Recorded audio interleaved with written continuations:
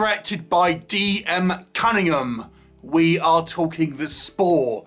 And the kind of the log line for this should be The Thing meets Fungus zombies. But I would say it's kind of nearer to a movie called Splinter that is a lesser known film. This is nearest comparison, I think. And this is a kind of semi-anthology where we have a variety of different kind of sort of smaller stories that are all dealing with this kind of outbreak of this spore fungus type infection that is essentially making people into kind of almost zombies, but then kind of mutating them a la the kind of the Thing to various kind of different mutations and things like this. Some of the stories kind of lead into one another, where you know the victim of one story ends up kind of infecting the next person, etc., etc. So there's kind of a through line through the movie, but so I call this a semi-anthology. Okay, let's talk about what I think works in this movie.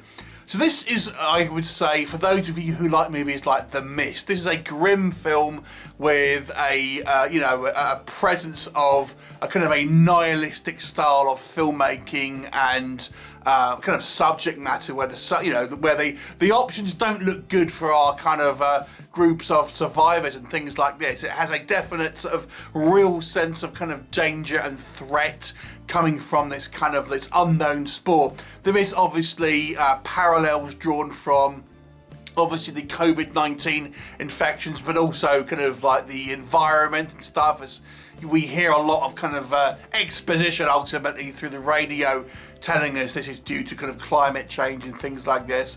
So there are some kind of parallels to kind of real life events and things like that that are kind of interwoven into the story. I guess would make it some type of eco horror, but it definitely has a kind of a sort of a grimness to it, a kind of somewhat of a oppressive nature to the proceedings, where it's the furthest thing away from like a horror comedy. This is pure, like, you know, unadulterated like terror that these kind of like bunch of kind of characters are having to face here. So I have to say the actual effects here for a low budget film are quite impressive. And there's lots of kind of like subtle things here that I feel the filmmaker here does a good job of giving you an idea what's happened rather than kind of out and out having to kind of over explain things. Yes, there is quite a lot of exposition on the radio, I will say that. But for example, we see like a campsite where there's a guy in a wheelchair, looks like he's kind of been burnt, you know, and I thought, oh, is this going to be like, we're going to see this and then we're going to kind of go back to it.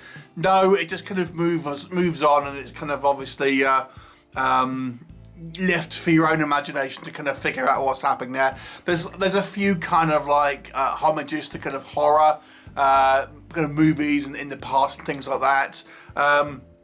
And I've got to say, the whole kind of body horror aspect to this is kind of quite well done. And I have to say, there are some very kind of gooey and kind of gross effects here. And it will remind you of things like, for example, the deadly spawn in kind of certain areas. And this kind of almost this virus seems very, very threatening. And I have to say, the movie does a good job of really making you feel like this is a genuine, like, what are we going to do? And making you feel like, what would I do in that kind of situation? The movie is quite well filmed, I have to say. It feels like it has a real sort of confidence in the direction here. You know, and has quite an interesting kind of stylistic choices here and there. I like the choice here to have this kind of, in this kind of cold environment where it's not quite, you know, full on kind of snow and stuff, but it's definitely, it has this kind of feeling of, a desolate kind of area, and, you know, you're somewhat kind of cut off, and I kind of quite like that. The acting is a bit of a mixed bag, to be honest with you, but there's very little dialogue in this movie, really, apart from kind of one sort of section. But as such, the actors are relying a lot here on kind of physical acting, and I know it's a little bit of a mixed bag, but I would say for the most part, the actors do kind of a fine job here. And because it's obviously a portions of kind of shorter stories, there's kind of always kind of something kind of happening, and it ultimately becomes kind of quite kind of well paced. What doesn't work, some of the acting isn't the best. In particular, I would see the dialogue heavier sections where we have kind of two kind of unaffected people communicating about kind of what's going on. Sometimes I feel the acting there isn't quite the strongest, particularly in, there's kind of two stories where that's kind of really the main thing, and certainly in one of them I feel the acting was certainly weaker. I think the despite this being quite a, you know, a movie which is, like I said, it has a kind of a nihilistic kind of feel to it, and where you feel like that the pressure is very much on the kind of the characters, and it feels like how they, you know, they don't have much hope. It's somewhat undercut by two things. Number one, dumb decisions that are like typical kind of like things that happen in a movie that wouldn't happen in a real life. One example, because I don't want to spoil you know, the movie really, but I'll give you one example. We have two unaffected people who are escaping a house, and they're in kind of like an SUV sort of style car, and they have an electronic garage which kind of opens up, which they intend to kind of back out and get onto the road. One of them sees like a shadow like run across the back of the car. Now, any sane person with rational thought would, even if they thought it was someone that they knew, which is what they kind of say, you would back the car. I mean, obviously, why is this person just running behind the back of the car? If it was someone you knew, surely they would wave or go, hey, you know, they wouldn't just run across the back of the car mysteriously. Even if they did, you could back the car out and shine the headlights on the, you know, the surrounding area. But no, they kind of get out the car and have a look around, and obviously, you know, things happen. It's that typical kind of like decisions that I don't think 99% of the populace would make in real life. I'm sure there's the 1% that is an idiot that would make that decision, but it's just that kind of movie decisions that things like this wouldn't really happen in real life, and so it undercuts some of the tension. The other thing, the second thing where I feel this movie kind of ultimately fails a little bit in that regard, is because we don't really have a central protagonist.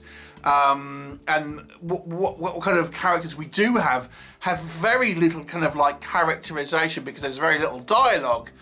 It really kind of fails to make you root for anyone, kind of get behind anyone, hope anyone kind of is able to kind of like overcome the odds and things like this.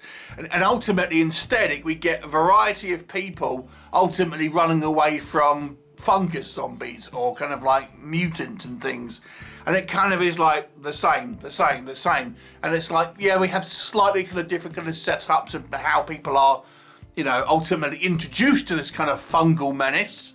But ultimately it becomes the same thing over and over again. So I think this movie is a technically well-made film. Solidly directed, well shot, with good kind of special effects, good cinematography, excellent lighting, location shooting, things like that.